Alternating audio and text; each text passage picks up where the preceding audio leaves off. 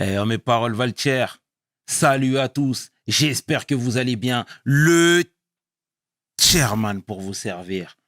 Les Guzney m'appellent le chair, les Fimbi 500, mais les deux sont corrects anyway. Sarcel représentant, Sect Abdoulaye évidemment. Bienvenue sur We Hustle, c'est toujours ton émission qui rassemble et motive. Au fil des émissions, nous recevrons différentes personnalités qui viendront s'asseoir à ma table, nous parler de leurs échecs, mais surtout de leurs réussites. Alors Hugo, take a seat, non? PDG, let's get it. We hustle, baby.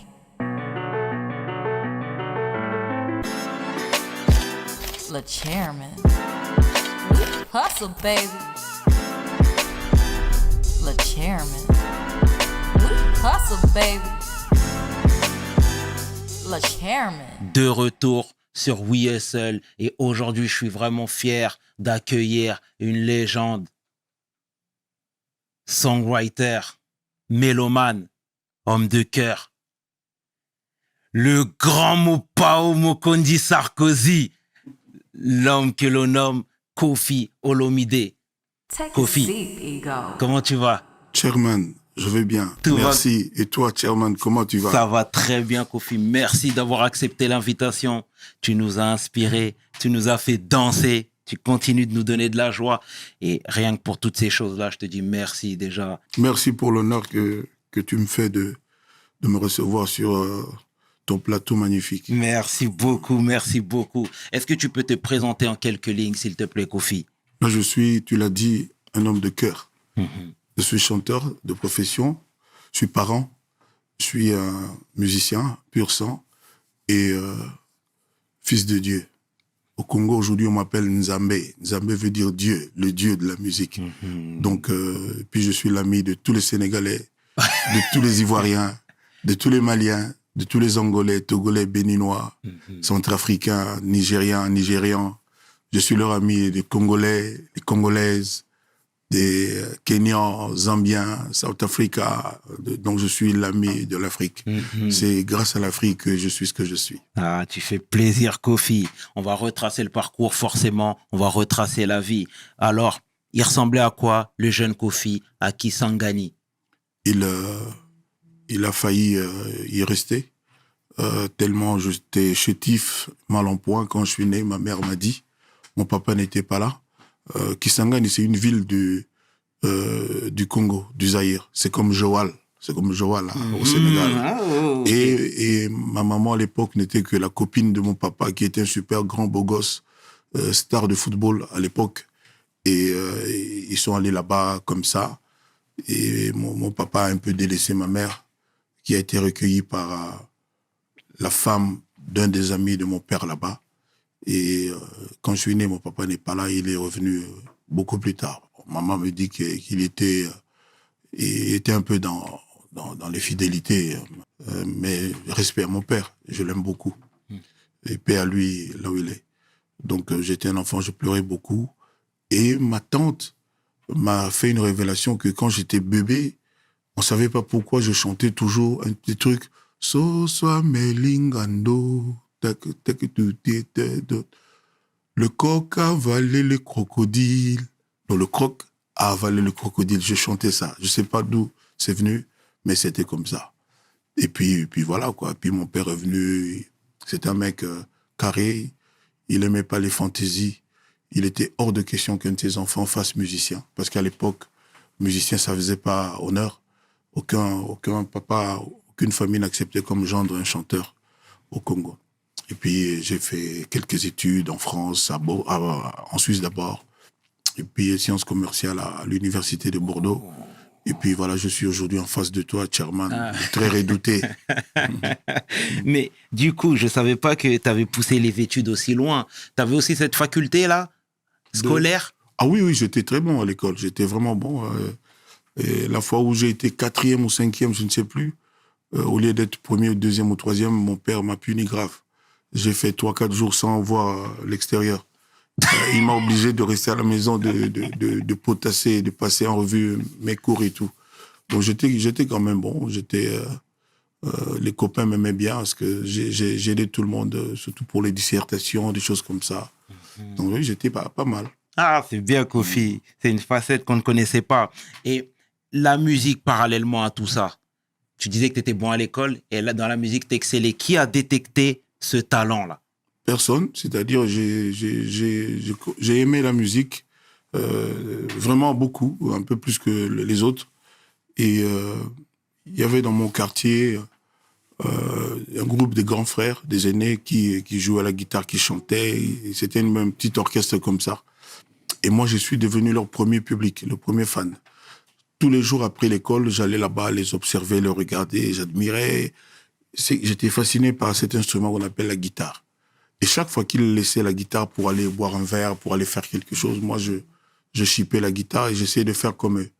Au bout d'une semaine, des gens qui m'observaient disaient que j'arrivais à jouer carrément. Et puis, je me suis mis à essayer de transformer les chansons que j'aimais. Et à force de les transformer, les gens disaient que je faisais des chansons inédites. C'est parti comme ça.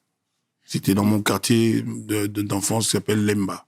Voilà. Mais toi, tu es un autodidacte. Donc, personne t'a mis le pied à l'étrier. Non, j'ai appris la guitare comme ça. Et bon, évidemment, j'ai demandé après des conseils, mais les premières notes, j'ai fait tout seul. Je me suis débrouillé. C'est comme la voiture. Ouais. Moi, j'ai pas été tout de suite à l'auto-école. J'observais mon petit frère Feu Didi, qui n'est plus là. Je l'observais qui me conduisait parce que j'avais eu la chance d'acheter une voiture sans savoir conduire. Et c'est lui qui était obligé de me conduire là partout où je voulais aller. Et puis, comme il commençait à en avoir marre de ne dépendre que de moi, je commençais à être prudent et à observer comment il faisait avec les pédales. Et puis un jour, il n'était pas là, mais je devais absolument faire une course à moi. Et je suis parti et je suis revenu. Par miracle. Toi, t'étais un chégué, toi. Un vrai des vrais. Un vrai des vrais. Comment on dit chégué en Wolof? Saï-saï. Ah, saï-saï. Saï-saï. D'accord. C'est comme ça qu'on dit. Je salue tous les saï-saï du Sénégal. Mopao. Et voilà, tu disais que tu étais un autodidacte et c'est une très bonne chose, clairement. Et la musique, là, tout le monde commence à te reconnaître. Déjà, le nom de Kofi, là, qui te l'a donné? Parce que ma mère est son papa est de la Sierra Leone, pas loin du Sénégal et de la Gambie. Exact. Voilà. Et son papa est Sierra Leone et Nigeria, un tout petit peu Nigeria, Yoruba. D'où le nom Kofi. Dans le coin, apparemment, ça veut dire les enfants qui sont nés un vendredi. Quand je suis né, mon père n'était pas là. Ma mère, qui était seule, m'a donc appelé Kofi parce que c'était un vendredi 13. Tu vois que ça porte chance. Ouais, aujourd'hui, je suis en face de Chairman. Tu m'as enlevé les mots de la bouche. Ah, voilà. Non, mais magnifique, Kofi. Et tu disais, voilà, que tout le monde avait décelé ce petit talent-là. Tu commençais à avoir une renommée même au sein de ton, je vais pas dire du pays, mais dans ton coin, quoi. Voilà, dans mon coin, voilà. T'as bossé avec Papa Wemba? Non, j'ai pas bossé avec Papa Wemba. Moi, j'étais son fan, j'étais son petit. Et il avait découvert le talent que j'avais à écrire des chansons. Quand j'avais une guitare en main, ça faisait une chanson au bout d'une heure ou deux. Mais justement, ce que je voulais dire, c'est que t'étais son petit et c'est bien déjà de te remettre, de te remettre à ta place, hein, ouais. C'est clairement. Mais t'étais un songwriter, ça veut dire que t'écrivais beaucoup de chansons toi, pour les gens. Exactement. Donc, lui, en l'occurrence, c'était le cas? Oui, quand il a créé son orchestre Viva la Musica, la toute première chanson, Ebale Mbongue, c'est de moi, et beaucoup d'autres chansons. Tout le Congo connaît l'histoire. Donc je faisais ça, c'était mon plaisir de lui faire plaisir, en fait. Je l'aimais beaucoup. Et puis c'est parti comme ça. Et puis les gens m'ont repéré. On a commencé à m'appeler l'étudiant le plus célèbre du Zaïre. Le Congo, c'était le Zaïre à l'époque. Je ne sais pas si tu étais déjà né, mais j'ai un doute. Donc, à l'époque, j'étais étudiant à Bordeaux. Donc, je venais pour les vacances. Et pendant les vacances, on faisait des enregistrements et tout. Et puis, tout mon entourage qui m'écoutait à la guitare acoustique, commençait à me demander instamment d'essayer d'enregistrer moi-même avec ma voix. Et c'est parti de là. Ok, très bien. Et Emenea? Emenea, c'était un musicien de Papa Wemba. Il est venu de Lubumbashi, je crois. Et puis, on est devenus très copains. On avait beaucoup d'atomes crochus et on s'entendait bien, mais c'était un des plus grands chanteurs congolais que je connaisse. Il chantait bien et juste. Voilà. Qui repose en paix. Qui repose vraiment en paix. Ouais. Et Papa Wemba également. Et Kofi, l'arrivée de la rumba congolaise en Europe, en France précisément, tu sais. Moi, je ne sais pas si ça va te parler, mais je viens de Sarcelles et c'est une ville... J'ai vécu à Sarcelles, au Flanade. Flanade. Moufao, Mokondi. Ah ouais. Ben oui. Mais quand ça? Oh là, dans les années difficiles, là, 86, 88, comme ça.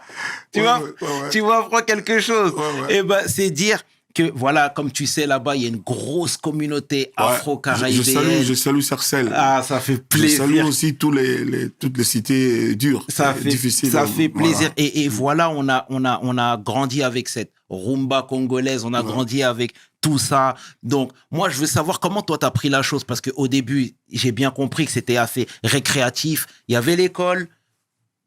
La musique, t'en faisais parce que t'aimais et t'avais cette fibre-là. Exactement. Mais quand est-ce que t'as su qu'il se passait quelque chose?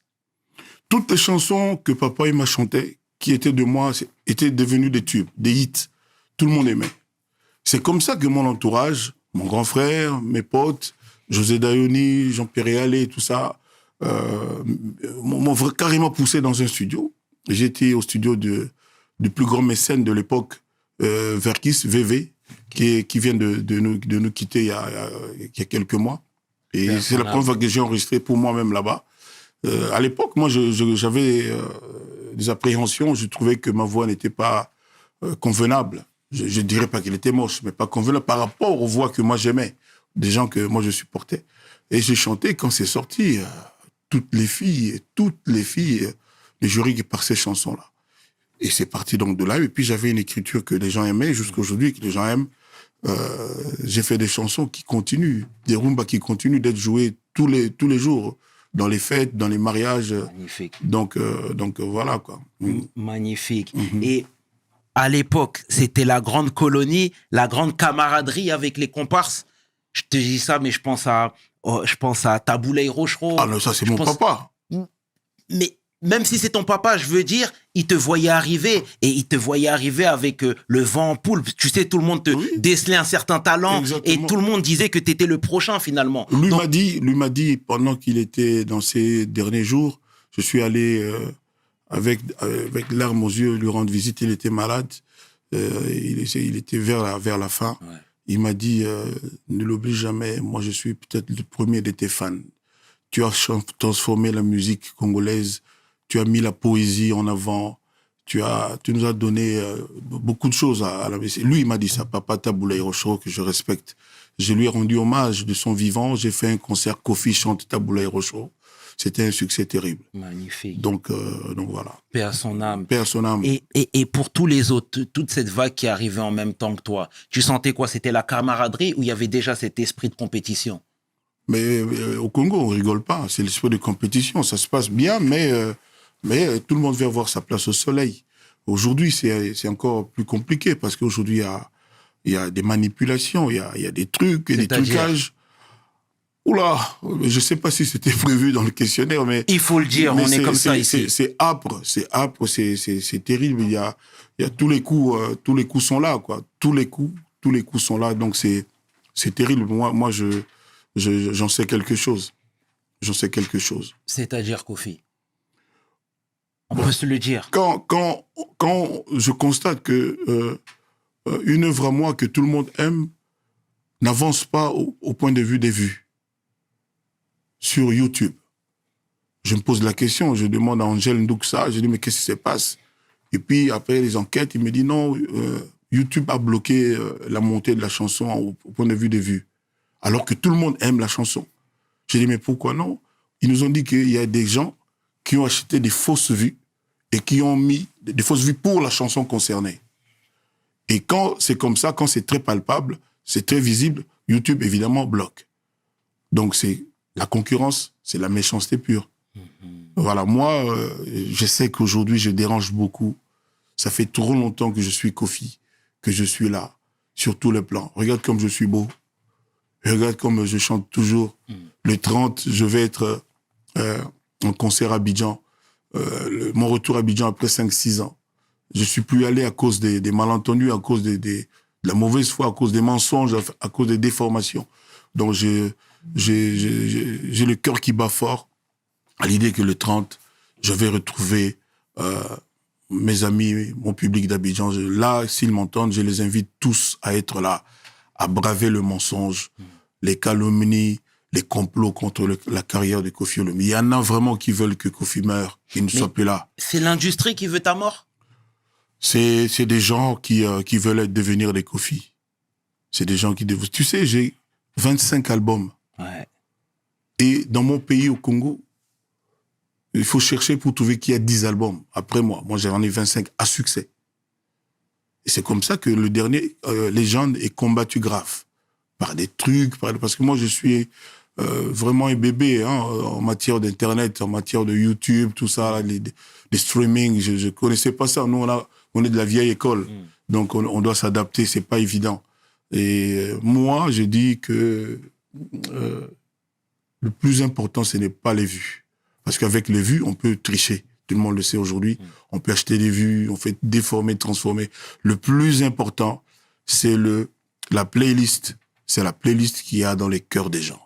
Magnifique. Et ça, je suis fier de pouvoir dire qu'il n'y a pas un Africain qui n'a pas un petit bout de Kofi en lui. C'est bien juste. Venant de toi, je suis pas mal content de moi, Chairman. Mopao.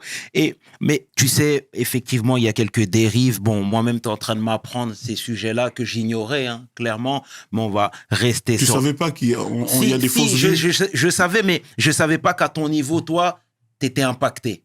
Ah, grave. Je savais pas. Grave. Mais quand bien même, quand la chanson est belle, elle est belle. On a beau tricher, faire des trucs, machin. Quand la chanson est belle, elle reste dans la mémoire des gens. Voilà. Et ben ça, c'est dit. Donc moi, j'invite les mélomanes à ne pas se fier qu'à YouTube, au nombre de vues.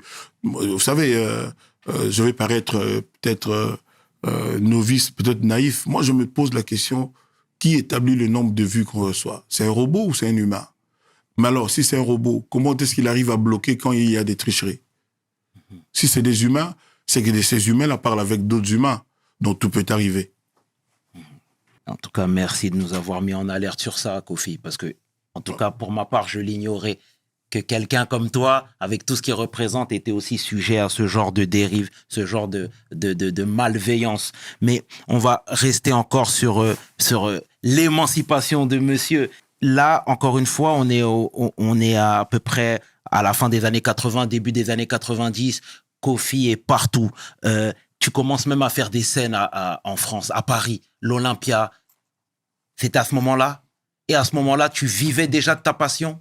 Oui, c'est-à-dire, j'aurais pu être 2-3 ans avant, mais je ne me précipite jamais dans la vie. C'est arrivé ce jour-là. La maison de disques qui était la mienne a pensé que oui, il était temps que je fasse ça. Et je suis fier de ce que toute l'Afrique sait, que je suis le premier Africain noir vivant en Afrique à avoir osé aller remplir les 20 000 places de Bercy. Ah, magnifique. Et ça a fait école. Après ça, dans ma carrière, ça restera. Donc, c'est une valeur significative, ça, pour toi? Ah, ben évidemment. À l'époque, il y avait que Madonna, il y avait que des gens comme ça qui y allaient. Personne n'osait. Moi, j'ai vu un jour à la télé, je regardais le journal de... Je ne sais plus si c'était TF1 ou France 2. Et puis, j'ai vu un reportage Kassav à Bercy. Ça m'a fait vraiment un choc. Je venais de faire l'Olympia et puis j'étais chez moi content. Je me suis rendu compte que c'était rien par rapport à ce que j'avais vu. Et donc, j'ai demandé à mes producteurs de l'époque de faire absolument Bercy. Ils m'ont dit, mais tu es fou, tu es complètement malade. Un Africain, comment tu vas faire ça? Effectivement, on n'avait pas TF1, on n'avait pas France 2, on n'avait pas Internet, il n'y avait pas ça. Et j'ai rempli la salle. C'est comme ça que moi, je pense que avoir rempli Bercy sans Internet, sans les réseaux, c'est peut-être avoir fait 4 fois Bercy. Moi, je pense que ça. C'est comme ça que moi, je dis bravo à un mec comme Youssou N'Dour qui a vraiment des... C'est un grand des grands. Parmi les grands, moi, je l'appelle le lion de l'Afrique. Donc, lui, il a fait ça 30 fois, 40 fois, je ne sais pas. Ah, heureusement après moi, parce que si c'était moi, après, j'allais avoir peur. Il est trop grand. Il est trop grand. Voilà. Et tu m'enlèves les mots de la bouche en disant ça, c'est parce que, tu sais, moi, quand je vous vois, que ce soit toi, que ce soit Youssou N'Dour, que ce soit Alpha Blondy, Tikenja, etc., j'ai l'impression que vous marchez tous main dans la main. Oui, on tu n'a vois, pas de problème. toujours dans l'émancipation de l'Afrique. Mais dans le groupe là, c'est moi le petit frère quand même. Hein. Ouais. Peut-être d'un jour, mais c'est moi le petit frère. Il faut le souligner. Voilà, Alpha, c'est vraiment le tonton de l'Afrique. Moi, je l'appelle comme ça. Et j'ai la chance, enfin, d'avoir l'occasion de le rencontrer artistiquement. C'est-à-dire, nous avons un featuring qui va sortir, j'espère, cette année. C'est une chanson venue de lui. C'était mon espérance, chanter avec lui. J'ai déjà chanté avec Youssou, je pense que tu le sais. Bien sûr, bien sûr. Donc j'ai le bonheur vraiment de ce que Alpha, le grand Alpha, ait pensé que c'était bien qu'on se rencontre et ça sort bientôt. Donc tout est quasiment prêt. Il est en train avec son équipe magistrale qui a réalisé Fanta, tous les autres tubes, de mettre la dernière main, la dernière touche sur notre titre en featuring. Et ce qui est beau dans tout ça, déjà, tu rends tout le temps hommage à ces comparses, à ces confrères, et ça, c'est magnifique. C'est des gens que je respecte et que j'aime. Mais c'est beau. Mais tu sais, quand tu t'émancipes et quand tu as la notoriété que tu as actuellement, il y a l'ego aussi qui monte. Tu comprends ce que je suis en train de te dire? Ça, c'est les arrivistes. Ça, c'est les gens qui n'avaient jamais cru en eux, qui ont été propulsés par les autres, qui ont été aidés. Mais quelqu'un comme Youssou, le talent est inné. Alpha Blondy, c'est notre Bob Marley, et plus que ça. Koffi Olomide a amené le tchatcho, la rumba au firmament. Donc, moi, j'ai pas besoin d'avoir des complexes, de tromper, de tronquer, de manipuler. J'ai pas besoin de ça, quoi. Vous savez, comme je dis, pour moi, la playlist, l'award le plus méritant, c'est le cœur des gens, c'est la mémoire des gens. Quand bien même je suis le seul Africain à avoir gagné 4 Cora la même soirée. Ça n'est jamais arrivé après moi. Africa United. Yes. C'est bien. Tournée mondiale, Koffi qui tourne un peu partout en Afrique, qui va jusqu'aux États-Unis. C'est quoi le feeling? Comment on se sent? Parce que la rumba, c'était abstrait pour les gens. Ils ne connaissaient pas, tu vois. Et le challenge était vraiment osé.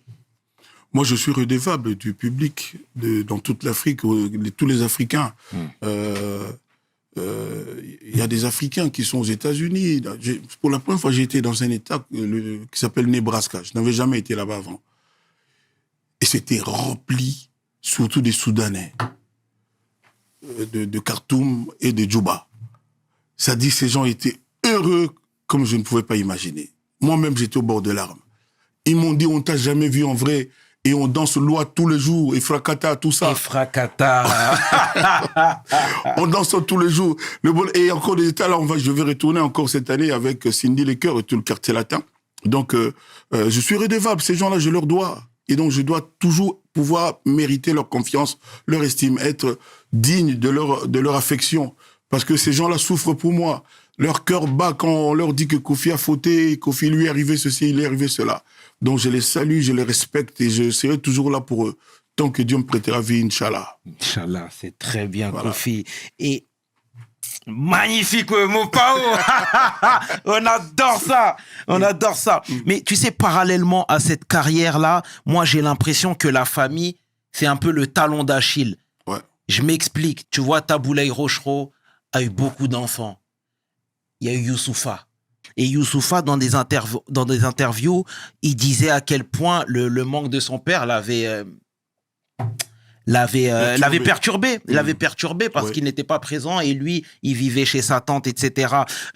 On a reçu Maître Gims dernièrement, que je salue chaleureusement, qui disait la même chose dans la mesure où lui, son père était chanteur, musicien, mais il n'était pas présent à la maison. Tu vois? Et toi, c'est quoi, toi, par rapport à tes enfants, ta situation? T'étais impliqué parce que je sais que t'as beaucoup d'enfants. Moi-même, mon papa était contre le fait qu'un de ses enfants touche à la musique. Moi, j'ai triché, je me suis débrouillé. C'est en rasant les murs que je faisais ma guitare et tout. Et ma mère était mon premier fan. Donc, c'est aussi à cause de ma maman que je suis... j'ai persisté dans l'exercice et Dieu sait si aujourd'hui ça payait et c'est comme ça que je leur ai dit que ma maman c'est je sais pas comment le dire, elle me manque terriblement. Peut-être que beaucoup de choses qui m'arrivent aujourd'hui, c'est peut-être parce qu'elle n'est plus là. J'y pense quelquefois et dans le noir je verse une larme. Je l'aime, ma maman, à fond. Et l'aimer n'est pas assez. Elle vit en moi. Elle vit en moi. Maman Ami, cette grande femme du Sénégal. C'est comme ça que je remercie mon ami Tidiane Souma de la Guinée-Conakry qui a pensé à me faire faire dans quelques temps la tournée ouest africaine en hommage à toutes les mamans de l'ouest de l'Afrique, dans le Sénégal, d'où est originaire ma mère par son papa. Donc voilà. Pour ce qui me concerne, je suis pas le meilleur papa du monde. Sur quel plan? Sur le fait que je suis beaucoup trop absent. Je ne vois pas mes enfants autant que j'aurais aimé par mon boulot. Et puis beaucoup de circonstances de la vie. Le contexte actuel est compliqué pour moi. Donc j'en ai plus qu'un pincement au cœur. Mais j'aime mes enfants, je les adore, je les aime vraiment du fond de mon cœur. C'est eux ma force, tout ce que je fais, c'est pour eux. Ils sont basés à Kin, tes enfants? À Paris, là, derrière chez toi, là. Sarcelles, Bloméville. Voilà. Mais j'en ai à Londres, j'en ai aussi à Paris, mais pas à la maison, quoi. Donc tu dis, j'ai beaucoup d'enfants, j'en ai juste 11. En tout et pour tout. Une bénédiction. Voilà, merci. Toi-même, tu es un enfant, un grand enfant. Toi aussi. Voilà. Voilà. C'est beau. Moi, je suis le bébé de ma maman. C'est ça, exactement, mon Pao. Et parmi tous ces enfants-là, il y a Didi Stone. Ouais. Qu'on connaît un petit peu, qui défile ici et là. Elle a un visage familier. Moi, je sais que... Je lui souhaite la plus belle carrière qui soit. Moi, j'étais fan de Naomi Campbell. J'aimerais qu'elle fasse beaucoup mieux que Naomi Campbell. Et elle est douée. Elle est l'enfant de Kofi. Et c'est une enfant intelligente. Donc, j'ai confiance en elle. Je prie Dieu chaque jour, quel que soit le contexte, quel que soit ce que les gens peuvent imaginer, pour qu'il ne lui arrive que le meilleur dans son parcours. Tout ce que je lui conseille, c'est de ne pas aller trop vite, de ne pas se précipiter, de bien discerner et de faire attention là où elle met les pieds. Et c'est quoi ta relation avec elle? Parce qu'on sait qu'il y a quelque temps, il y a eu du grabuge. Les relations de papa et de sa fille, point très bas. La relation dont on ne parle pas devant les caméras. Ouais. C'est parce que c'est personnel. Ouais. Ce que je dis, c'est déjà... Mais c'est bien, mais tu sais, encore une fois, nous, c'est vraiment, c'est pas dans l'idée de laver le linge sale en public, pas du tout. Il n'y a pas de linge sale. Non. Absolument. Nous, ce qu'on veut, justement, c'est de comprendre. Parce que toi, aujourd'hui, mais qu'est-ce que tu veux comprendre quand un papa te dit qu'il aime ses enfants? Mais c'est magnifique. Mais je te dis ça, Kofi, parce que, tu sais, aujourd'hui, tu as ton train de vie. Aujourd'hui, tu sillonnes le globe. Aujourd'hui, Alors, tu veux savoir quoi? Dis-moi ce que tu veux savoir. Je te dis, aujourd'hui, toi, dans sa vie, est-ce que tu es impliqué? C'est ça que je suis en train de te dire. Vous savez, le plus important, c'est ce qu'il y a dans le cœur de l'homme. On a beau faire des grimaces, des gymnastiques, sauter des haies, c'est dans le cœur que ça se passe. C'est dans le cœur. Vous savez, souvent la bouche qui parle contredit le cœur. Souvent les gens, forcés par leur ego, par leur orgueil, disent des choses que le cœur regrette après. Voilà. Donc le plus important, c'est le cœur. Le cœur de l'homme doit être bon. Et moi, je pense pouvoir dire sans fausse modestie, les gens qui me connaissent bien le savent, je suis un mec franchement bien. Il m'arrive de me tromper et de fauter. Mais je suis, tout compte fait, je suis un mec vraiment bien. J'aide les gens, je propulse les gens, je donne avec cœur, j'ai la rancune inexistante, je pardonne facilement. Et puis voilà, quoi. Donc, voilà. Et j'aime mes copains, je les aime vraiment, mes amis, je les aime vraiment. Voilà. Et parallèlement à tout ça, tu excelles. Tu excelles encore une fois dans ta discipline au pays. T'es adulé, les gens t'aiment. Habituellement, on dit nul n'est prophète dans son pays. Moi, je suis prophète dans mon pays. C'est vrai? Ah oui. Vous savez, je sais pas. Vous savez, quand tout le monde dans ton pays parle de toi, dans un sens ou dans l'autre, moi, je trouve ça bien. Moi, je trouve ça bien. Ça te maintient en vie. Ouais. Et de ce fait, Dieu est focus sur toi. Il dit, ah mais où est celui de mes fils dont on parle tant? Et il a ses yeux braqués sur toi. Moi, je pense que c'est le cas. Si Dieu n'était pas avec moi, je ne serais pas aujourd'hui ici. Tellement il y a des médisants, des mécréants, des méchants, ceux-là qui veulent absolument la fin de la carrière de Koffi Olomide. Ils ne pensent pas à mes enfants. Ils ne pensent pas à mes arrières. Moi, je n'ai comme métier que ça. Je ne suis pas un truand, je ne suis pas un trafiquant, je ne suis pas un troubadour. Je suis un chanteur, un vrai, un auteur de chansons. Quelqu'un qui aime la musique, qui a la musique dans le sang. Et toi, pour toi, toute publicité est une bonne publicité? Non, j'ai jamais dit ça. Mais quand on parle de toi, ça veut dire que tu vaux quelque chose. Quand on parle de toi, il y a un adage chez moi qui dit qu'on ne jette la pierre qu'à un arbre avec des fruits mûrs. Donc oui, c'est bon, mais normalement, mais aussi je ne m'attends pas à ce qu'on ne dise que du bien de moi. J'ai dit un jour là-bas, chez moi, où tu dis que je ne suis pas prophète, que si je n'avais pas été Kofi, moi-même, j'en voudrais à Kofi. Parce que ça fait trop longtemps qu'il est Kofi, qu'il fait bien ce qu'il fait. Ouais. Et donc, je le jalouserais aussi. Parce que moi, je suis victime de beaucoup de jalousie quand même. Mais voilà. Je suis obligé de t'interrompre, Kofi. Mais vas-y. Mon pao. Parce que depuis tout à l'heure, c'est un terme qui revient fréquemment. Lequel? Tu parles de jalousie. Ah non, c'est la première fois que j'ai prononcé ce mot. Non, mais quand je te dis jalousie, c'est que quelque part, même quand t'as un petit peu bazardé, entre autres sur Internet, etc., la résultante de tout ça, c'est de la jalousie. Alors, je vais tu comprends ou pas? Je vais te raconter l'histoire. Et puis toi, tu vas conclure. Dis-moi ça. Je vais faire un clip. Le clip de Cindy Lecoeur. Ça s'appelle Salutations. Quand on veut faire un clip, tu demanderas à tous les artistes, on a recours à un réalisateur. Ouais. Donc, j'ai recours à un très bon réalisateur que je connais. Je lui dis, voilà la chanson. J'attends maintenant que tu me donnes tes idées. Les nôtres, c'est ça, ça, ça, ça. Et sur base de ça, le réalisateur te fait un devis des besoins qu'il a pour réaliser ton clip. Alors, quand il fait son devis, tout est inclus.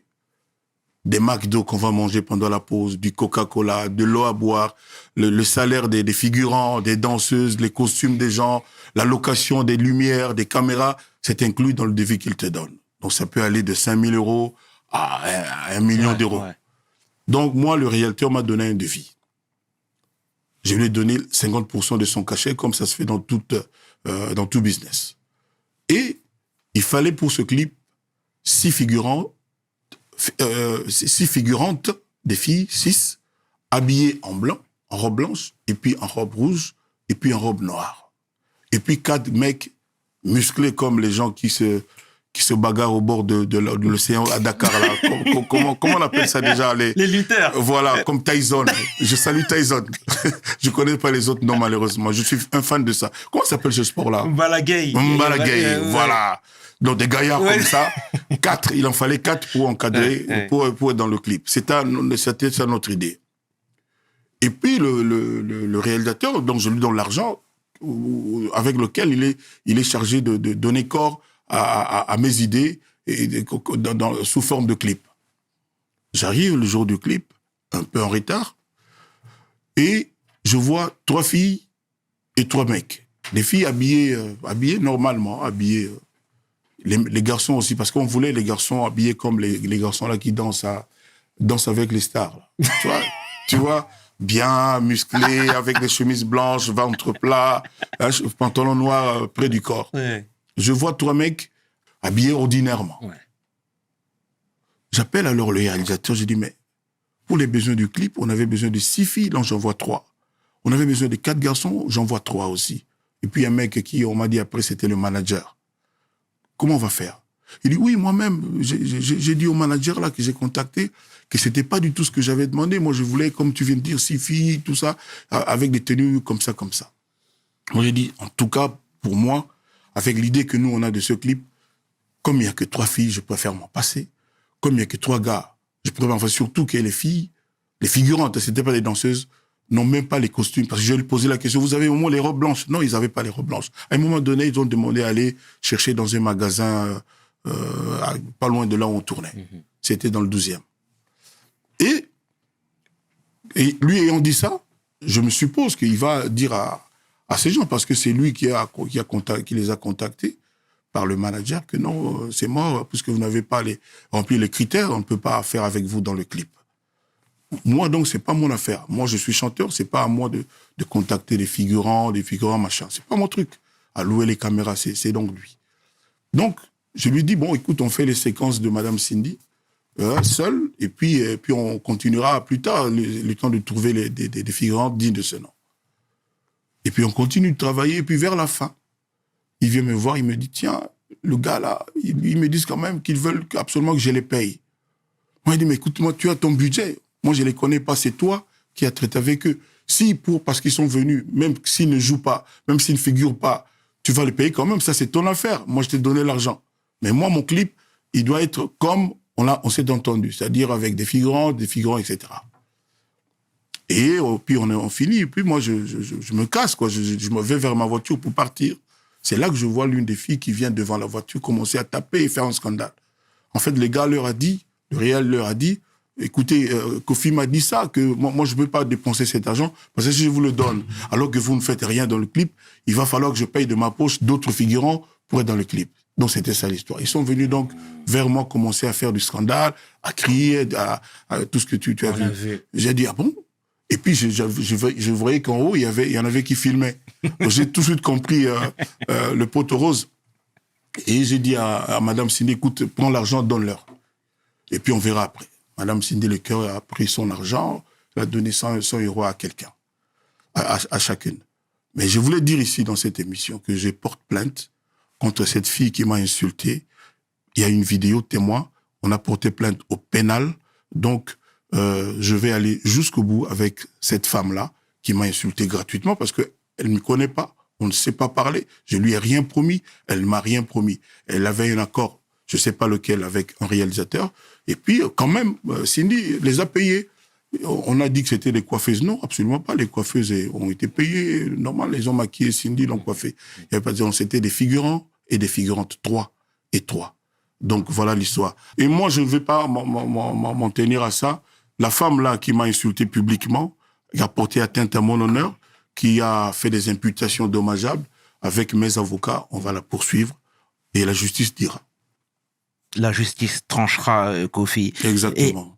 Et justement, tu sais, même par rapport à ça, tu sais, Kofi, on avait déjà vu même des vidéos de toi où tu sais, t'es un peu colérique, où parfois tu t'embrouilles avec les gens, des fois il y a des vidéos ici et là. Là, j'ai l'impression que tu as pris la chose avec beaucoup plus de philosophie, beaucoup plus de recul. Vous savez, mon ami Ahmed Bakayoko, tu connais peut-être son âme, tu le connais, a dit un jour, quand il y a une histoire compliquée où Kofi est impliqué, il faut bien écouter Kofi et vous verrez qu'il a toujours raison. La femme là dont tu parles, où Kofi était en colère, s'est mise à genoux pour me demander pardon parce que personne n'a demandé pourquoi Kofi s'était mis en colère. Personne n'a cherché à savoir. C'est injuste. Est-ce que tu peux nous expliquer? Ah non, déjà? je suis pas là pour ça, quoi. Non, mais parce que tu sais, encore une fois, Kofi, moi je vois ici en face de moi, le plus grave, Chairman. Dis-moi, Kofi. J'ai été accusé d'avoir violé des danseuses. Ouais. Et je suis devant toi aujourd'hui. Exact. À un moment donné, je ne pouvais pas mettre mes pieds en France. Exact. J'ai été blanchi, acquitté, etc., etc. France 24, pendant 2-3 jours, a fait une bande passante pour me salir grave, pour m'achever. Mais depuis que j'ai été acquitté, France 24 n'a rien dit. Il n'a pas dit que non, Kofi a été à Versailles avec des avocats et il est sorti blanchi. Et là, son innocence a été prouvée et établie. Comment tu appelles ça si ce n'est pas de l'injustice? Moi, j'en appelle au patron, celui qui décide qui passe ou qui ne passe pas à France 24, de bien réfléchir. Parce que là, aujourd'hui, quand je veux faire ma promo, comme tout le monde, là-bas, parce qu'il y a des émissions prévues pour ça, je n'ai pas le droit de citer, donc je ne peux pas y aller. Pourquoi? Parce que je suis innocent, j'ai mon casier judiciaire français vierge. Ouais. J'ai jamais été condamné. Jamais. Permets-moi de le dire au clair et fort. J'ai pas été condamné, j'ai été blanchi, innocenté. J'ai eu un sursis pour des questions administratives, pas pour les faits pour lesquels j'étais accusé. On le dit pas, ça. Et on veut me passer pour un démon? Non, j'en suis pas un. Mais comment toi t'arrives à rester hermétique à tout ça, face à tout ça? Parce que, encore une fois, même si t'es un artiste et tu prends du recul et t'as raison, mais t'es un homme aussi. T'es un homme, t'es un époux, t'es un papa, t'es un fils d'eux, t'es un frère d'eux. Parce que je sais que je suis innocent. Parce que j'ai subi un acharnement perpétuel. Et les gens qui sont autour de moi, mes enfants, mes amis, tous ceux-là que tu as cités, savent qu'on m'en veut. Ça date pas d'aujourd'hui. J'ai commencé à chanter Tchatcho du sorcier à l'époque. Parce qu'il y avait déjà ces trucs-là de méchanceté, de jalousie contre moi. Ça date pas d'aujourd'hui. J'ai chanté Petit frère à Jésus, Apostola Bolingo, Chemin de la vie. Pour ces trucs-là, c'est récurrent. C'est récurrent. Donc voilà. Je te dis, j'ai jamais déclenché quoi que ce soit, de mauvaise foi contre qui que ce soit. Jamais. Je ne suis que dans la réplique et dans la riposte. Déjà, merci de clarifier la situation, Kofi, parce que moi, quand je dézoome, parfois, et encore plus, même ces derniers temps, tu as tout le temps été dans les dramas. Tu vois, il y a quelques années, tu devais faire l'U-Arena. Tu ne l'as pas fait, finalement, ça a été annulé. Coronavirus. C'est-à-dire, ça montait, et puis le producteur a reçu la lettre que la situation du corona ne permettait pas qu'on fasse le concert. Le gars avait vendu plus de 30 000 billets sur les 42 000. Or, il fallait pas que les gens soient les uns collés aux autres. Et donc, compte tenu de ça, le gars a dû rembourser autant de billets, quoi, avec des larmes. Avec des larmes, je le salue, Coco, là où il est. Donc, mais ça se fera cette année, pourvu que le corona ne revienne pas. Ce n'est que partie Voilà. remise. Et, tu sais, Kofi, là, voilà, encore une fois, tu as ta renommée, tu représentes énormément sur l'échiquier et politiquement aussi, tu donnes ton avis très souvent sur la situation au Congo, mais pas que. Tu donnes ton point de vue sur la société, ton point de vue sur le monde qui nous entoure, etc. Est-ce que pour toi, c'est fondamental de le faire? Parce que tout le monde ne prend pas la parole quand ça chauffe. Ben, il faut savoir ce qu'on dit. Il faut savoir le dire. Et puis, il faut avoir une opinion. Tu sais, les brebis ont beau marcher ensemble, mais ne sont pas vendus au même prix. Donc, il faut savoir, moi, je ne peux pas vivre en ayant le dos tourné au peuple de mon pays, à mes compatriotes.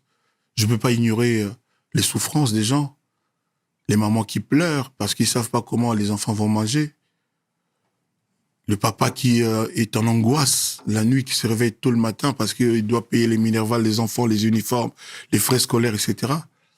Le policier qui a un salaire dérisoire, qui donc va être obligé à recevoir la corruption dans la rue, il va pas faire son boulot. Tout ça, moi, je ne peux pas rester indifférent. Et surtout, les enfants qui n'ont pas une bonne éducation, parce qu'il n'y a pas de bonnes écoles, parce que les professeurs ne sont pas payés dignement, et ils ne peuvent pas donner avec cœur, distiller l'enseignement. Donc tout ça ne peut pas me laisser indifférent, d'autant que je suis l'ambassadeur de la culture de mon pays. Il n'y a pas que moi, nous sommes trois.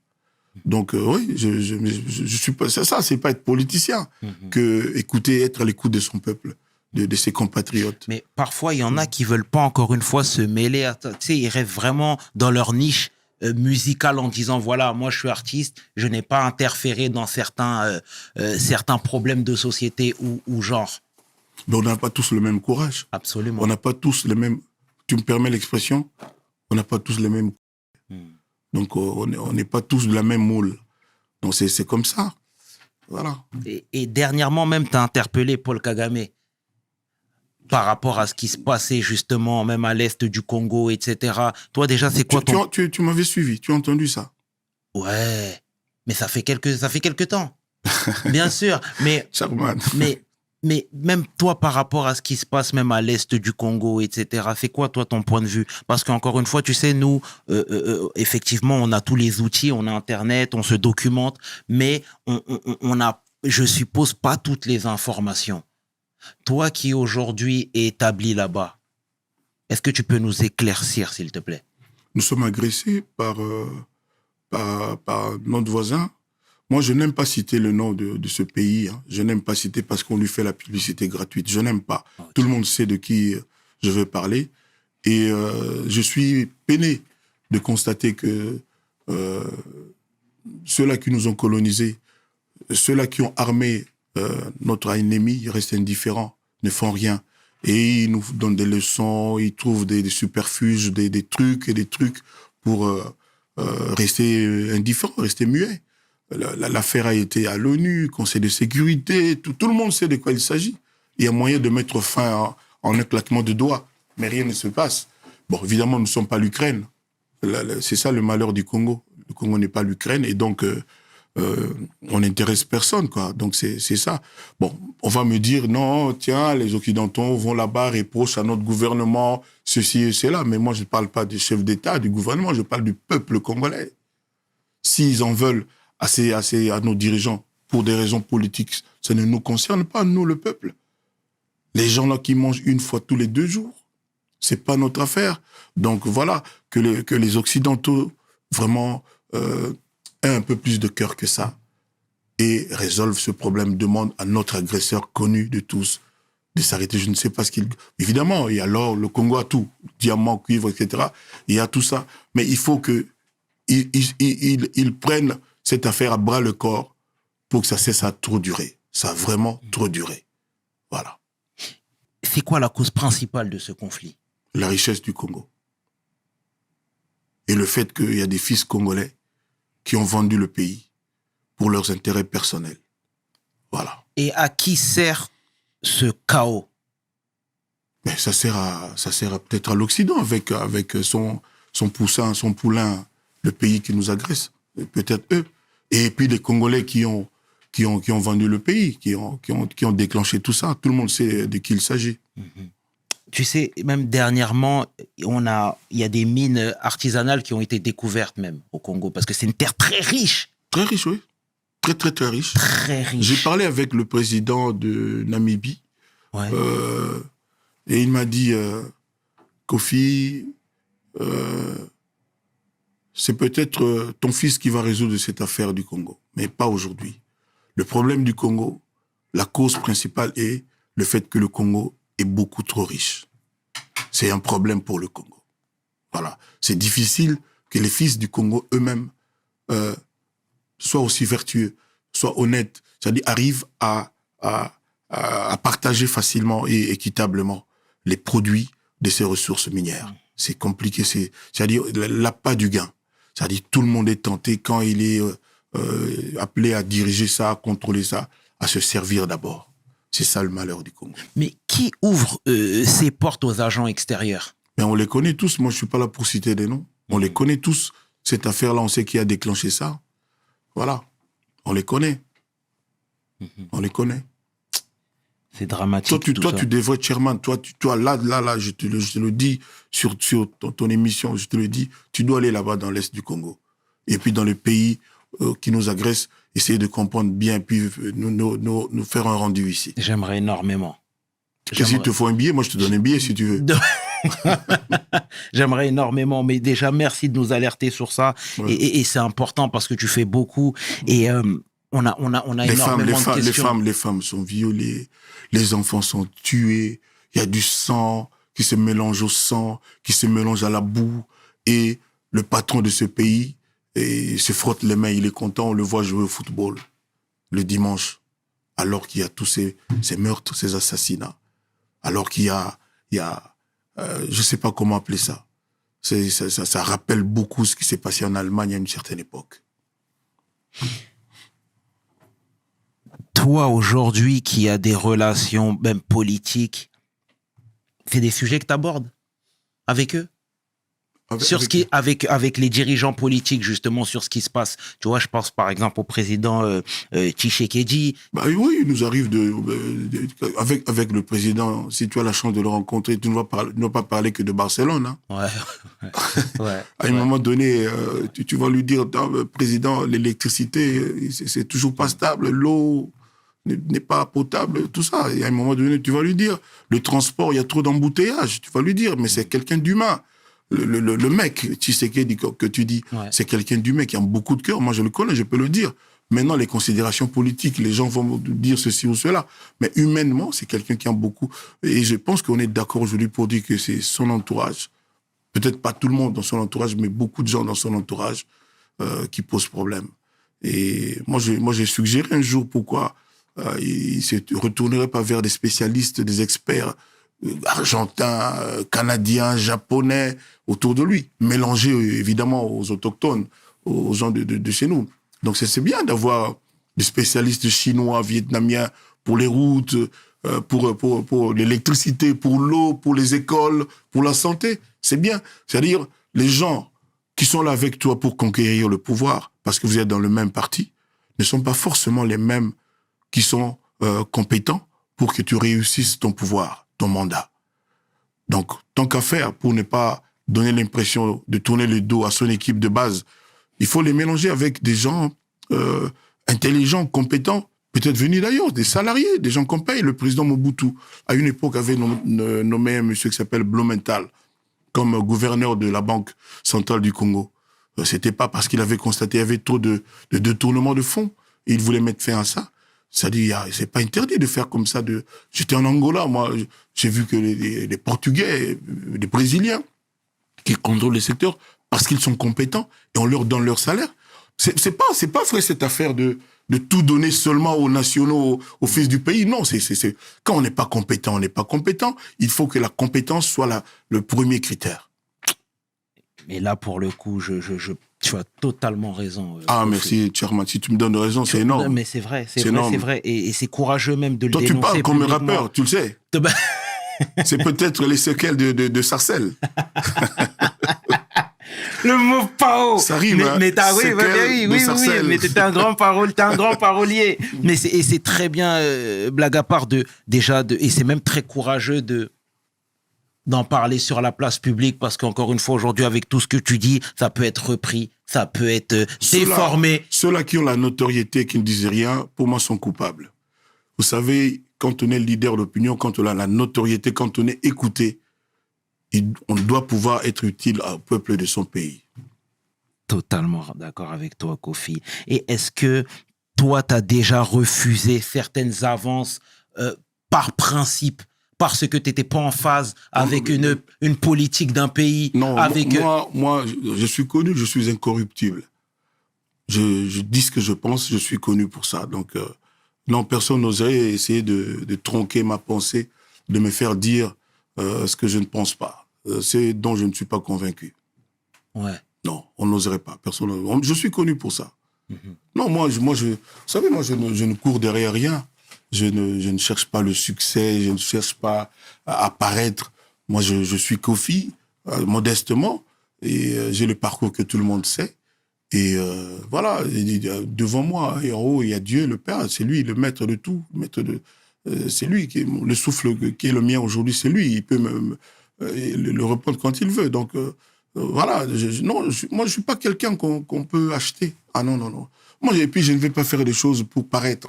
Ah non. Non. Ouais. Je suis ou je ne suis pas. Donc, voilà. Ouais. Mais tu sais, aujourd'hui, que, voilà, encore une fois, tu représentes quelque chose sur l'échiquier, comme je te l'ai dit tout à l'heure, mais tu aurais pu être plus calme aujourd'hui sur ces sujets-là, en te disant, moi, j'ai trop de relations, je ne veux pas me mouiller. Et toi, j'ai l'impression que c'est totalement l'inverse. Plus tu représentes quelque chose, plus tu es puissant et plus tu t'exprimes, plus tu parles. On voit que tu ne circules pas dans les rues de Kinshasa. Ouais, j'ai jamais été, malheureusement. On voit que tu ne circules pas dans les rues de Kinshasa. Dis-moi tout, mon pao. On voit que tu ne vois pas ces enfants qui dorment dehors, les enfants de 5 ans, de 6 ans, qui ne savent pas où aller, qui demandent des pièces de monnaie de 6 heures du matin à 22, 23 heures. Tu ne peux pas rester indifférent si tu as un cœur. Moi, en tout cas, je ne peux pas. Voilà. Maintenant, je n'ai pas toujours l'occasion de le dire. Là, toi, tu m'as donné une occasion. Absolument. Et en plus, tu as choisi ça comme sujet, tu l'as mis dans ton questionnaire. Ouais, j'en souffre. Moi, j'aime dire... Non, ça va, je ne le dis pas. Dis-moi, s'il te plaît. Ah non, non, tu peux pas commencer. Ça ne me plaît pas. Ça ne me plaît pas de le dire. Mais dis-le, s'il te plaît. Non, s'il me plaît, non, mais moi, ça ne me plaît pas. Ok. Dans ce coup-là, ça ne me plaît pas. C'est vrai? Non. Bon. Je respecte, en tout cas. Voilà. Et tu sais, démographiquement, le Congo est un pays gigantesque. Immense. 2 millions de kilomètres carrés. Plus de 2 millions de kilomètres. 2 millions 300 et trucs comme ça, si je me trompe. Et aujourd'hui, les 15-65 ans représentent plus de 56% de la population. Est-ce qu'il y a des business porteurs aujourd'hui au Congo? Des choses qu'on pourrait mettre en place? Oui, mais c'est compliqué. C'est très compliqué. Il y a des adéquations, des paramètres que tu ne peux pas maîtriser. Donc, c'est compliqué. Moi, j'ai une fois parlé avec le PDG, le patron de MTN, téléphone. C'était en Ouganda. C'est un ami que je salue. Je lui dis, mais c'est très bien ça, tout le monde me dit du bien de votre réseau là. Mais pourquoi vous ne venez pas au Congo? Il m'a raconté une histoire. J'étais sidéré. Il m'a dit, oui, je suis venu moi-même parce qu'on aime le Congo, c'est grand, c'est un grand marché pour nous. Et on est venu parce qu'on voulait installer notre réseau là-bas chez vous. Et puis on nous a dit, ok, attendez, on va venir vous voir. Et au bout de 5-6 jours, parce qu'il ne se passait rien, il faisait que dépenser son argent avec son équipe pour manger, payer l'hôtel. Il a eu la visite d'une sommité du pays. En tout cas, un parent d'une sommité du pays. C'était avant l'époque de Tshisekedi. Mhm. Et ce que la personne lui a dit de faire pour qu'on accepte qu'ils investissent au Congo, c'est à pleurer. C'est honteux. Je ne peux pas répéter ça ici. Je parlais au patron du réseau lui-même, patron Afrique. Donc j'ai pleuré pour mon pays, quoi. Mhm. Mais bon, aujourd'hui ça s'est un peu arrangé, ça s'est beaucoup arrangé, mais il y a toujours maille à partir.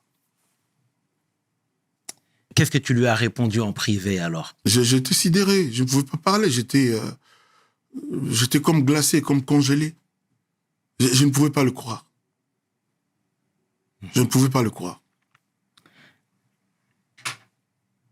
C'est terrible. Mais je lui dis ici par le canal de ton émission, Chairman, Dear sir, if you are listening to me, I ask you to try to go again in my country to invest with your network. We need you in Congo, my dear friend, boss. You speak English? Of course. Yeah, of course. Yeah. Of course. Yes. Kofi, toi, tu bouges partout. Oui. Tu bouges partout. Le 8, je joue à Cape Town. Ouais. Le 8 là, avril là. Ouais, Le 10 aussi. Donc j'ai 2 concerts, 2 dates. 2 dates là-bas. Après là-bas, le 15, je suis à Kadoma. Kadoma, c'est comme si tu chantais à Bordeaux, en France. C'est une ville du Zimbabwe.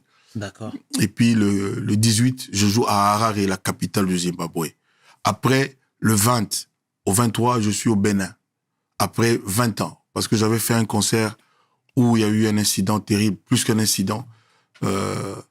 17 personnes sont mortes au stade où je devais jouer. Je dis encore mes condoléances, mes respects à toutes les familles pour les martyrs du Tchatcho, je les appelle comme ça. Là, j'ai enfin l'occasion d'y revenir parce que j'ai supplié l'autorité, j'ai demandé pendant des années pour que je puisse retourner fleurir les tombes des amis du Tchatcho, saluer les familles et puis peut-être faire une messe d'action de grâce en mémoire de ces martyrs de Tchatcho. Donc je pense que je vais être là du 20 au 23 pour ce faire. Et après ça, à partir du 25 avril, je serai à Abidjan, en Côte d'Ivoire, pour un concert qui me serre le cœur. Ça fait 6 ans qu'à cause des mensonges, je n'ai pas pu chanter là-bas. Donc ce sera le 30 au Palais de Congrès de l'Hôtel Ivoire. Je demande à tous mes fans d'acheter déjà leurs billets. Je ne veux pas je veux que dans 2 semaines, vers le 15 avril, qu'il n'y ait plus de tout de billets pour que moi je me consacre à l'artistique. C'est tout à ton honneur. Voilà, donc le 30 avril à Abidjan. C'est tout à ton honneur, Kofi. Et Dakar, c'est quand? Dakar, c'est après ça, mais comme la date n'est pas encore définitive, confirmée, je ne peux pas encore en parler, mais j'ai pas un coin où je me sens bien que Dakar. Voilà. Ouais, je vais venir. Il y a du poisson partout. Sous toutes les formes. Le tchof. Et voilà, encore une fois, tu bouges tout le temps et tu sillonnes le globe, tu sillonnes l'Afrique. Est-ce que toi, il y a des pays qui t'ont impressionné par le développement? Oh bon, j'étais dans des pays, chez toi à Dakar, j'étais à le nouvel aéroport là, comment ça, Diaz, à Dakar là. Blaise Diagne. Le nouvel aéroport. Ouais, bien sûr, à Djeminajo. Voilà, Ouais. donc le progrès du Sénégal est indéniable. Ça a commencé par tous vos présidents, ils travaillent vraiment pour le pays. Moi, je suis pas dans l'affaire politique sénégalaise, mais ils travaillent vraiment. J'étais là-bas dernièrement, j'ai vu qu'il y avait le tram Bon, évidemment, on peut pas tout faire le même jour. Je sais que les Sénégalais qui m'écoutent vont dire « Kofi, tu exagères ». Non, mais je pense quand même que c'est bien parce qu'on voit, on touche, c'est palpable ce qui se fait, les progrès que le Sénégal fait. Donc, le Sénégal, la Côte d'Ivoire, le Togo, le Bénin, l'Angola, il y a des pays qui avancent. J'ai pas été partout, hein, mais oui, il y a quand même des pays où ça bouge. Évidemment, quand on est sur place, comme nul n'est prophète chez soi, on ne se rend peut-être pas compte. On ne se rend peut-être pas compte. Mais il y a des pays où ça bouge. Les pays anglophones, n'en parlons même pas. N'en parlons pas. Les pays comme le Kenya, Zambie, Ouganda, Ghana, Nigeria, c'est les États-Unis. Ce sont les États-Unis. Donc oui, ça se passe quand même bien. Mais moi, ma grande souffrance, c'est que le mot Afrique n'a toujours pas de sens. C'est-à-dire l'Afrique n'existe que sur les lettres, sur les faits, il n'y a pas encore l'Afrique. Je viens des États-Unis, j'ai vu ce que c'est que une nation. C'est-à-dire quand les présidents font l'état de la nation, des discours, je vois ce que ça veut. C'est-à-dire l'Amérique existe, le mot Amérique et Américain ont un sens. Aujourd'hui, pour aller du Bénin au Togo, il y a des tracasseries toujours à la frontière. Moi, je veux l'Afrique qui a sa monnaie. Qui a sa monnaie. Et puis une Afrique sans frontières, une Afrique sans visa pour ses enfants. Il faut que les Africains puissent aller partout en Afrique sans visa, rien qu'en exhibant leur passeport africain. Et moi, tant que cela ne sera pas fait, je continuerai de penser que l'Union africaine est une union de façade. C'est pas une union effective et avec effet pour ses fils. Il faut que le mot africain ait un sens. Et c'est pas bien que les Sénégalais se considèrent d'abord comme Sénégalais avant de se dire Africains. Ça, c'est un exemple parce que je suis en face d'un prototype. Mais c'est très juste. C'est bien. Et ce sera ma dernière question, Kofi. Déjà ? On est bien, hein? Ah, mais j'ai redouté ton interview, mais je suis ravi. On est bien, comme tu dis. On est bien. Mais on n'a pas parlé de mon album Légende. Bien sûr, ben, on va y venir. C'est le plus bel album que je n'ai pas fait, que les gens prennent le temps de l'écouter. On pourrait... Mais tu sais, encore une fois, toi, aujourd'hui, tu es un patron, tu es un leader. Ton business se trouve principalement dans la musique ? Oui, principalement, oui, dans la musique. Ouais. Tu fais autre chose à côté ? Oui, mais je peux pas le dire, je peux pas en parler parce que je suis pas connu pour ça. Je me débrouille aussi. Ouais. Mais tu sais, même si tu rentres pas dans les détails, tu peux survoler dans le sens où aujourd'hui, il y a des jeunes auditeurs qui t'écoutent, qui te prennent pour exemple également, et leur dire déjà de pas mettre tous les œufs dans le même panier, ce serait déjà une victoire. Mais il faut pas courir 10 lièvres à la fois. Et le lièvre a 4 pattes, mais ne suit qu'un chemin à la fois. Donc, il faut être organisé dans sa tête, être concret, être pragmatique, ne jamais battre en retraite, ne jamais déclarer forfait, toujours se battre. Il faut toujours bara. Donc, voilà le principe. Et puis, croire en soi. Et on a tort de penser que le bonheur viendra forcément des autres. On doit se servir de l'exemple des autres pour faire bien ce qu'on a à faire. Mais il faut pas croire que ça ne viendra des autres. Le Tchèbgen, qu'on va te l'apporter. Il faut que tu te battes pour que tu fasses le tien. Et tu fais bien d'en parler. Tu m'emboîtes le pas. Tu sais, toi aujourd'hui, tu représentes encore une fois énormément de choses. Et la famille dans tout ça, parce que tu sais, toi, aujourd'hui, tu es un multimillionnaire. Malheureusement, dans la famille, il y a des gens qui vont compter que sur toi, sans lever le petit doigt. Comment toi, tu arrives à gérer ce facteur-là ? Ça, c'est l'Afrique. Moi, je condamne ça. Même mes enfants, je leur dis, moi, je travaille pour eux. Je le redis là, je le dis avec force. Je travaille pour mes enfants, tous mes enfants. Mais il faut qu'ils soient des battants. Et mes enfants, j'ai la chance de constater que c'est des battants, des vrais battants. Il faut qu'ils sortent de l'ornière. Il faut pas qu'ils dorment sur leur laurier. Il faut qu'ils se battent. Un homme n'a de valeur que par son travail. Quand il transpire, quand il sue, quand il gagne sa vie à la sueur de son front. Donc, c'est ce que je dis. Et il faut que les jeunes gens qui nous écoutent sachent que il faut faire avec son cœur. Il faut pas faire toujours parce que on est jaloux de l'autre. On peut avoir de l'émulation, c'est-à-dire ceux qui réussissent doivent inspirer les autres dans la société. Mais il faut pas en vouloir à ceux qui réussissent. C'est souvent le cas chez nous dans notre dans notre patrie, notre maison mère qui s'appelle l'Afrique. Donc il faut faire son cœur avec son cœur et mettre son cœur dans ce qu'on fait. C'est peut-être pour ça, je pense que Koffi Olomide est encore là. Parce que les gens sentent qu'il fait avec son cœur. Et puis, ceux sur qui tout le monde s'acharne, Dieu les prend par la main. Dieu ne les quitte pas des yeux. Parce que Dieu connaît le fond de chacun d'entre nous. Il sait que celui-là, Kofi Antoine, ce mec bien, il me respecte, il me craint, il me loue, il me demande pardon, il met ses genoux à terre dans sa chambre quand il se lève pour dire Dieu, sans toi je ne suis rien, tout ce que j'ai, tout ce que je suis, c'est toi, mon créateur. Chairman, j'ai fini. Merci à toi. Et merci Kofi.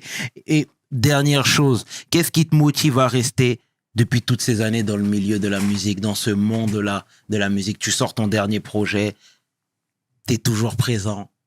Tout le monde te cite en premier quand on parle de la rumba congolaise. Une fois, j'ai dit que j'allais quitter. C'était un tollé terrible. Personne n'a voulu. Il y a peut-être 6 ans, 7 ans. Personne n'a voulu. Et je ne sais pas te le dire autrement. C'est comme quelqu'un qui a la malaria ou le palu. Il ne peut pas dire le contraire. Je sens en moi le palu ou le virus là. Moi, je sens en moi la bête de la musique, de l'art. J'écris des chansons avec une facilité incroyable. Et j'ai encore des rêves. Je rêve énormément. Il y a des gens que j'aimerais rencontrer artistiquement. Il y a des genres musicaux auxquels j'aimerais toucher. Là, j'ai fait un titre un peu rap, vibrant. Hein? On a entendu ça. Le départ sera brusque. Ils se réjouiront pour la chute. Ne connaissent pas la suite. Aïe, aïe, aïe. Tu connais cette chanson? Bien sûr, les enfants veulent le lait. Les bras au charbon, maman a assez du pain, fini le biberon. Voilà, biberon, je destine ça à tous les mecs à Sarcelles et dans tous les quartiers, à Gonesse, Villepinte,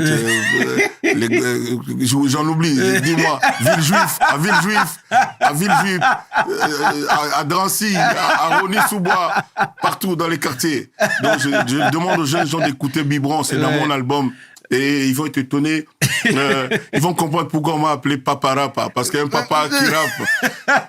Pourquoi on me le reproche des fois. J'ai dit, mais la musique n'a pas de frontières. La musique n'a pas d'âge. Donc, un vrai musicien doit pouvoir être capable de toucher à tous les genres. Voilà. Donc, l'album Légende est là pour vous, les jeunes aussi. Écoutez, vous allez vous faire plaisir. Parfait, Kofi. En tout cas, Kofi, au nom de toute l'équipe de We Hustle, nous te remercions sincèrement pour ta venue, pour ta bonne humeur, ta transparence et les conseils avisés. C'est important pour nous. Tu sais, je veux te dire que j'ai découvert... Je connaissais pas beaucoup. J'avais vu, comme ça en passant, un excellent journaliste, un homme de médias, un communicateur. Je te jure que tu es jeune, parce que là, je vois, tu dois avoir peut-être 27 ans. Tu as entre 25 et 40. Laisse-moi dire mon truc. Laisse-moi dire mon truc. Tu as entre 25 et 39 ans. Donc, tu vas aller très loin. Continue d'être comme ça, vrai, et puis au service des autres. Continue de faire avec ton cœur, respecter les gens comme tu m'as respecté. Toujours. Et tu vas voir, ça va voler toujours et toujours. Merci, le grand mot Pao Mokondi. Merci beaucoup. Merci beaucoup. À Dakar, hein? J'adore ta ville. J'adore ta... Comment on dit? Nangadef, Sénégal. Voilà. Merci, Kofi. Voilà. Ça fait plaisir. Merci. Je t'en prie, merci. C'était le chairman en compagnie de la légende. Le grand mot Pao Mokondi Sarkozy. Koffi Olomide pour We Hustle. Mes paroles valent cher. Peace. We hustle, baby.